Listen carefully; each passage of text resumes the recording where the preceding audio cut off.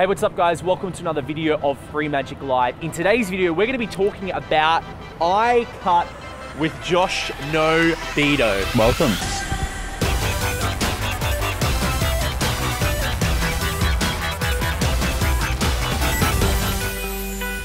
Hey guys, so I'm chilling with Josh Norbido. What's up, man? Hey man. Yo, good to see you again. 2, boom. We're getting pretty good at that now. We are getting pretty good at that. And we are in Brisbane City. What's this area called? It's King George Square. King George Square in Brisbane City. Yeah. And it's, what is it? It's Monday. It's about 12 o'clock. Yeah, about Beautiful 12 o'clock. day. You're probably about to hear this big clock go off with 12 chimes. 12 chimes. Look so we forward might to have that. to like cut it or something. But in today's video, we're going to be talking about something that I'm very excited about, that you guys have already seen the trailers and that you guys have seen some content or footage of, and that's the iCut, the headphones trick. Obviously, you're the main man behind it, and it looks great. Can I just say, obviously, I get the first view, of course. But look, tell me a little bit about iCut and where it started, and tell everyone at home, like, you know, why we wanted to do this and showcase this as a product for people. Yeah, absolutely. Look, the effect of cutting and restoring something is, you know, a pretty classic plot in magic, as we all know. And it's sort of like the actual effect originates from sort of rope magic style, you know, like the old cut and restored rope and length, you know, stretching them out and this and that. But these days, you know, if we go on the street and we take some rope and scissors and we're like, check this out, and we cut some rope, and people just don't relate to it. It's too proppy, isn't it? You know, so I think the power of street magic is being able to do magic with objects people have on them. And I think what's really underrated and underused is our headphones. So really, once we sort of looked at it and went, hang on, everyone has these, but us as magicians aren't really taking advantage of that.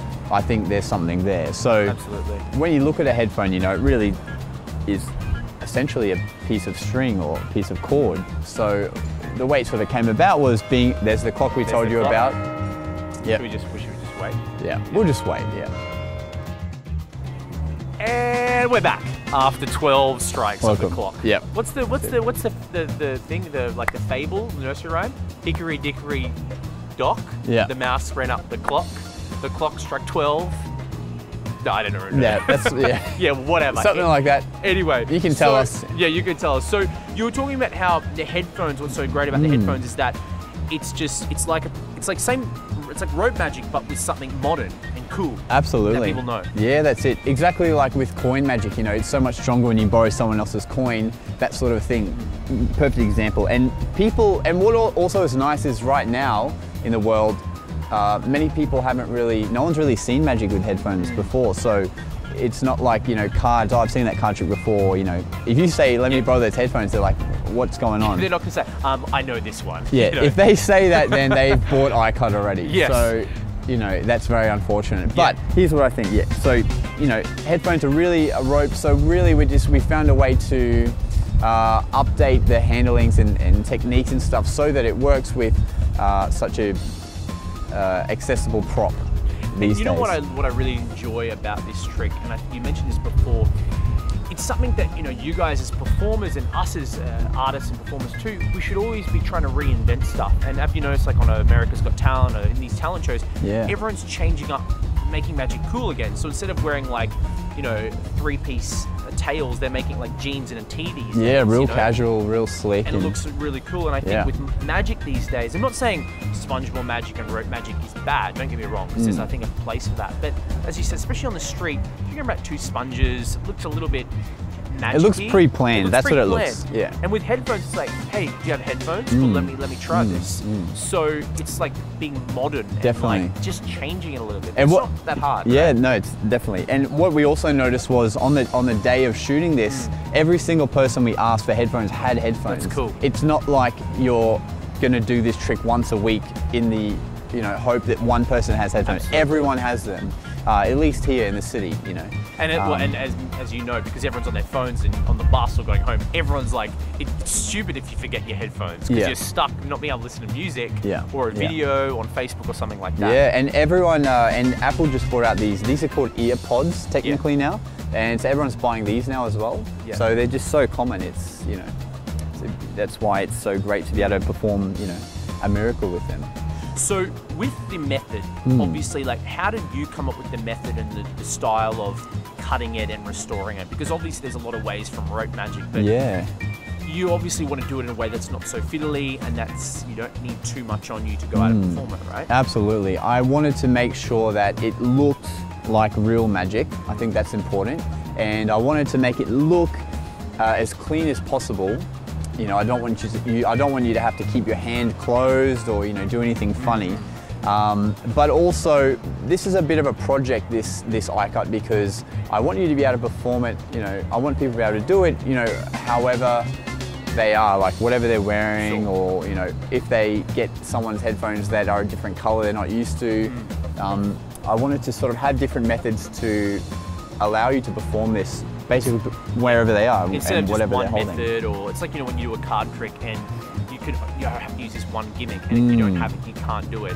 That's it. It sort of limits you sometimes. Yeah. So there's some really great methods that we've put into the project that are really simple. Anyone can learn it.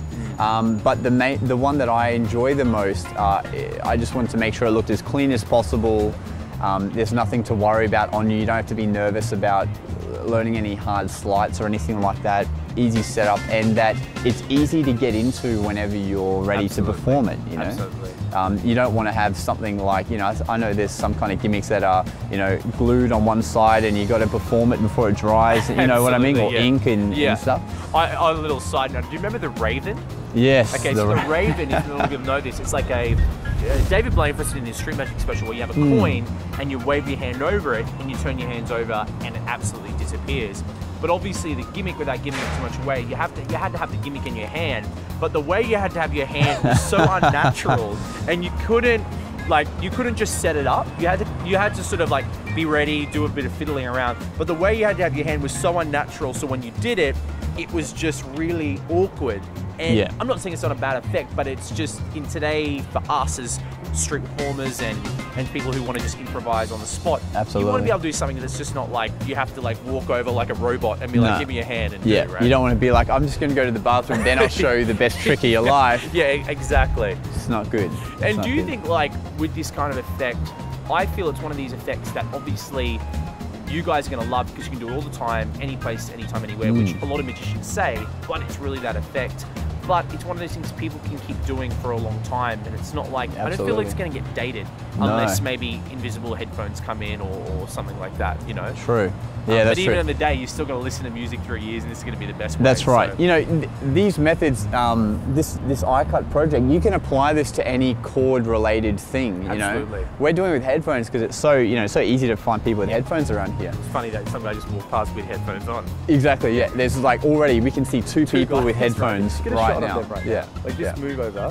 So you got a guy. Tell them what they've got, Josh. Yeah, so there's a guy sitting there with headphones right now, and there's a guy right next to him with headphones as well. Get the guy right next to him too. Yeah. So already, you know, if we had this set up, you know, in the space of where we are, there's 5 people, 2 of them have headphones already. Because, you know, sometimes when magicians say things in videos of how good the effect is, you know, they're like, oh, they're just talking it up, like, you know, not everyone's got headphones. It's like, people always have headphones. Yeah, and this is something that I always go and perform now. I always have this set up to go. Yeah. I always have it with me, so, because in the action of asking someone for their headphones, that's as quick as you're ready to do the effect. You don't have to walk away and set something up. It's just boom, you're ready to go. One thing I've noticed about the effect that I was thinking is, what I love about this, not just using headphones, that it's got a lot of things I love as a performer. You know, it's got a lot of interactivity. It's got a bit of like, you might be stuffing up. Tell them a bit about the whole scissors cutting it, and how, remember we talked about using a pair of smaller scissors, and that whole thought process and how that came about. Yeah, so originally we knew we wanted to cut headphones, and we knew that the only way to really get across that they're cut is if you actually cut them. And letting them cut it, right? And letting them cut it as well, because if they cut it, then you know it's not you planning something funny. Sure. And there's some real drama. There's like some real drama in this effect, because it's their headphones, and in the real world, you know not to cut headphones. Absolutely. Because they're destroyed. Yes. So there's some real fun you can have with it in that you give them the scissors, and when they cut it, you frame it in such a way which you'll see that it looks like that was an accident. It almost looks like it was going to be a gag, like where you say. Like, I can't believe you did that. I was just joking. Exactly. Yeah. So you're like, have the scissors. All right, cut them, and then it looks like you're about to say, no, don't. But you do that just after they cut it, and it really adds some great drama where now they're freaking out and they think you just cut headphones. And as you know in magic, now they're emotionally invested into the trick because it's something they own. As we know, when you use someone's ring, money, it's like they own it. It's like, now I'm breaking my own thing. Now it's like, I can see it on the video as well when you did it. When they did cut it, especially those girls, they get like, it's like you've not cut a piece of them, but it's like something that they've broken. They've broken their own object in front of, and they're looking at it broken. They 100%. And they believe it. I think that's the big thing They believe it because you can't fake that sort of gut-wrenching reaction. Exactly. Her friends were feeling bad for her, like doing this kind of thing. And also it drops the expectation down. So when you restore it, there's such a bigger difference of you know, the ending. And as you would agree, as a magician, and we're, you know, obviously trying to create that magic effect, that is magically strong. Sorry to use the pun, but when you restore it, it's like that right there, that's magic, because they've seen it being cut. They believe it's being cut. It is being cut, right? You know, in a magical way. The illusion, sorry, shows that it is something. They see two white cords being cut, they've cut it, and it gets put back together. And it's like, and I think as well, they need it to go back together. Whereas if you have rope, why would they care if you've restored it or not? Well, they don't really. Like, they really need you to now, because make them go back together. Tell me, like, because you said, I think one of the girls in the product is like, in the longer version, they said they needed to go back on the train. Yeah, they're like, oh, I need those for the train. And she was really 100% like, I needed them for the train, and was really getting upset.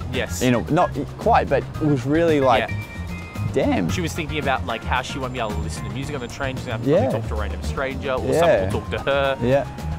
The other thing I like about it too is that now there's a story, because what's going to happen when they've got the headphones, every time they take it out, because there's such a magic, like that's very, very personal, and it's amazing. Like, you know, you bring out a pack of cards, someone, when they think of a card or a magician, they go, I saw this guy. But every time they think of their headphones, or when maybe it's broken, they go, hey, I remember that time when Josh the magician came out to me, cut my headphones, and restored it. Now they've got a talking point, which is very strong. Absolutely. And they're going to have these with them all the time. Absolutely. You know? Or anytime their friends' headphones break and they've got to buy new ones, they're going to say that story. You know, I thought they were broken ones. You know. So guys, as you've seen, like this trick, this effect is very, very strong. I'm very excited about this. I'm really excited that you got to create it, man, and we got to put it together. And I really want you guys to check it out. It's something you will do. As you can see, everyone's got headphones. There's a lot of parts about it that we spoke about that's interactive. It's got an emotional story on it. It's got a bit of fear as well. They're emotionally invested. Exactly. There's a couple of jokes in it as well. It's one of those good, solid effects that you could really do anytime, any place, anywhere, and then anytime, really. That's right. So, guys, you have to check it out, icutmagic.com. Go check it out. We've got some free stuff on there as well to give you when you sign up and check it all out, but you'll love it. So, icutmagic.com. We look forward to seeing you there, and you'll see him inside the video. So join me.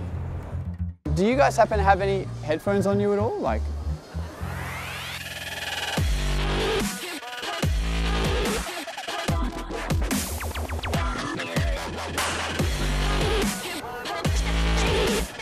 oh, perfect, cool. Is that okay if we borrow them for a second?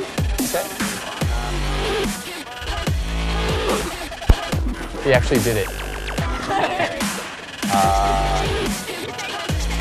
Brilliant. He wasn't really meant to cut them. Oh, really? Go ahead, yeah, go for it. Yeah. On the count of 3. Oh!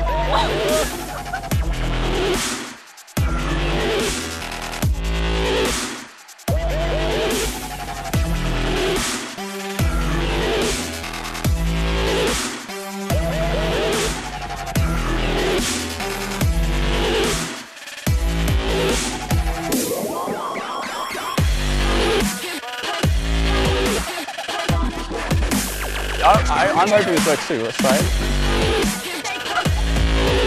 There we go.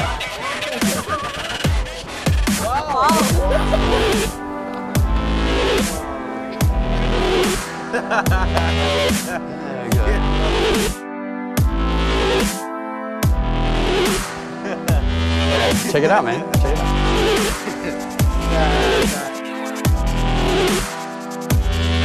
He told me to cut the headphones to pieces, and yeah, and he joined them back together. Now I still come. Wait, see that?